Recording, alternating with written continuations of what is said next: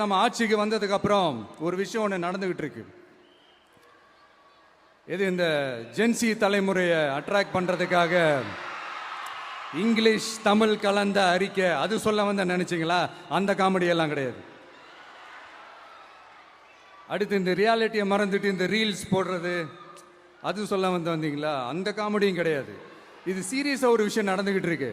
முன்னெல்லாம் சட்டசபையில் யார் பேசுனா நமக்கு என்ன, யார் அடிச்சுக்கிட்டா நமக்கு என்னன்னு இருந்த கூட்டம்லாம் இப்போ சட்டசபையில் என்ன நடக்குது, என்ன பேசிக்கிறாங்கன்றது ரொம்ப உன்னிப்பாக கவனிக்கிறாங்க. கவனிச்சிங்களா? திமுக ஸ்டைல்லே சொல்லணும்னா ரீல்ஸ் போட்ட கூட்டம்லாம் இப்போ நியூஸ் பார்த்துக்கிட்டு இருக்கிறாங்க.